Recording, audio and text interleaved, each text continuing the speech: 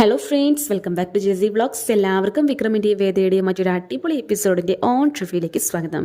അങ്ങനെ വിക്രമിന് എത്രയും പെട്ടെന്ന് വിക്രമിൻ്റെ മേലുള്ള കുറ്റം സത്യമല്ല, അത് നുണയാണ് എന്ന് തെളിയിക്കണം എന്ന് വേദയ്ക്ക് ഉറപ്പുണ്ടായിരുന്നു. അതിന് വേണ്ടിയിട്ട് വേദ ഇപ്പോൾ രംഗത്തിലേക്ക് ഇറങ്ങിയിരിക്കുകയാണ്. അതുമായി ബന്ധപ്പെട്ട കുറേയധികം അന്വേഷണവുമായിട്ട് വേദ മുന്നോട്ട് പോകുന്നുണ്ട്. ഒരിക്കലും ജാമ്യത്തിലൂടെ വിക്രമിനെ പുറത്തിറക്കരുത്. കാരണം അങ്ങനെ വന്നു കഴിഞ്ഞാൽ കുറ്റം സമ്മതിച്ച് പുറത്ത് പോലെയാകും. അതുകൊണ്ട് തന്നെ വിക്രമിനെ പുറത്തിറക്കാതെ സത്യം തെളിയിച്ച ശേഷം മാത്രമേ പുറത്തിറക്കൂ എന്നുള്ള വാശിയായിരുന്നു നമ്മുടെ വേദയ്ക്ക്. അതുകൊണ്ട് തന്നെ വേദ അതിന് പിന്നിലെ സത്യങ്ങൾ അന്വേഷിച്ച് ഇപ്പോൾ ഇറങ്ങുകയാണ്. അതിൻ്റെ ഭാഗമായിട്ട് വേദ ആദ്യമായിട്ട് പോകുന്നത് അടുത്തുള്ള കുറച്ച് കടകളിലേക്കാണ്. അതായത് രമ്യ ഇങ്ങനെ ഭക്ഷണം വാങ്ങിക്കാനും സാധനം വാങ്ങിക്കാനൊക്കെ പോയിക്കൊണ്ടിരുന്ന കടകളിലേക്കാണ് അവൾ പോകുന്നത്. അങ്ങനെ ഒരു ഹോട്ടലിൽ പോകുന്ന സമയത്ത് അവിടെ വെച്ചിട്ട് ആ കടക്കാരൻ പറയാണ്, ആ കുട്ടി എത്ര നല്ല കുട്ടിയായിരുന്നു, നിൻ്റെ ഹസ്ബൻഡ് എന്താ ഇത്ര മോശമായിട്ട് അവളോട് പെരുമാറിയതെന്ന് പറഞ്ഞിട്ട് വിക്രമിനെ പറ്റിയിട്ട് വേദയോട് ആ കടക്കാരൻ പറയുന്നുണ്ട്. ആ ഒരു ടൈമിൽ വേദ പറയണം, ഇല്ല ഏട്ടാ, വിക്രം അങ്ങനെ ഒരിക്കലും ചെയ്യില്ല എന്ന് എനിക്ക് വിശ്വാസമുണ്ട്.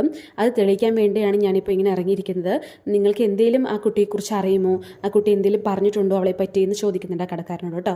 അപ്പോൾ ഇല്ല, അവൾ അങ്ങനെയൊന്നും പറഞ്ഞിട്ടില്ല, ഏതോ കമ്പനിയിൽ വർക്ക് ചെയ്യുമെന്ന് പറഞ്ഞു, പിന്നെ എന്താണ് എപ്പോഴും പോയി വരികയാണെന്നൊക്കെ പറഞ്ഞു, എന്തെങ്കിലും അത്യാവശ്യ സാധനങ്ങൾ വാങ്ങിക്കാനും എന്തിനേക്കും ഇങ്ങോട്ട് വരാറുണ്ട് എന്ന് പറഞ്ഞു.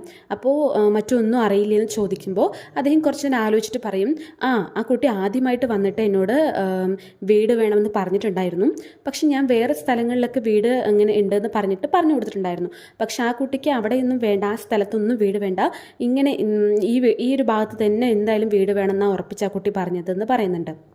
പിന്നെ ഞാൻ പറഞ്ഞിട്ടുണ്ടായിരുന്നു, ഇപ്പോൾ ഇരിക്കുന്ന വീട്ടിൽ സൗകര്യങ്ങൾ കുറവാണ്, വെള്ളത്തിനായാലും എല്ലാത്തിനും ബുദ്ധിമുട്ടാണെന്ന് പറഞ്ഞു. പക്ഷെ ഒരിക്കലും ആ കുട്ടി അതൊന്നും ഒരു വലിയ കാര്യമായിട്ട് എടുത്തില്ല. അതൊന്നും കുഴപ്പമില്ല, അതൊക്കെ ഞാൻ അഡ്ജസ്റ്റ് ചെയ്തോളാം, വേറെ എവിടെയും വീട് വേണ്ട, ഈ ഒരു ഭാഗത്ത് തന്നെ വീട് വേണമെന്ന് എന്നോട് പറഞ്ഞു. അതിനുശേഷമാണ് ഞാൻ വിശ്വത്തിനോട് സംസാരിച്ചിട്ടുണ്ടായിരുന്നത്, വിനായകനോട് സംസാരിച്ചിട്ടുണ്ടായിരുന്നത്. പിന്നീട് വിനായകനാണ് അങ്ങനെ ഒരു വീടുണ്ടെന്ന് പറഞ്ഞിട്ട് ആ കുട്ടി അങ്ങോട്ട് കൊണ്ടുപോയത് എന്ന് മാത്രമേ എനിക്ക് അറിയുള്ളൂ എന്ന് പറയുന്നുണ്ട് കേട്ടോ. അപ്പോൾ എന്താണ് അവൾ എന്തിനാണ് ഇങ്ങനെ അവിടെ തന്നെ വീട് വേണമെന്ന് പറഞ്ഞിരിക്കുന്നത്, ഈ ഭാഗത്ത് തന്നെ ഇത്രയും സൗകര്യങ്ങൾ കുറവായിട്ടും അവൾ എന്തിനാണ് അവിടെ തന്നെ വീട് വേണമെന്ന് പറഞ്ഞത് എന്നുള്ളൊരു ചിന്തയായിരുന്നു പിന്നീട് വേദയ്ക്കും.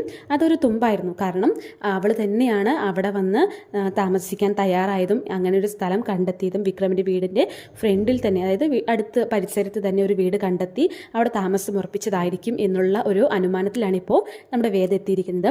സോ നമുക്ക് വെയിറ്റ് ചെയ്ത് കാണാം രമ്യയെക്കുറിച്ചുള്ള കൂടുതൽ സത്യങ്ങൾ വേദ കണ്ടെത്തുമോ എന്നറിയാൻ. Thanks for watching.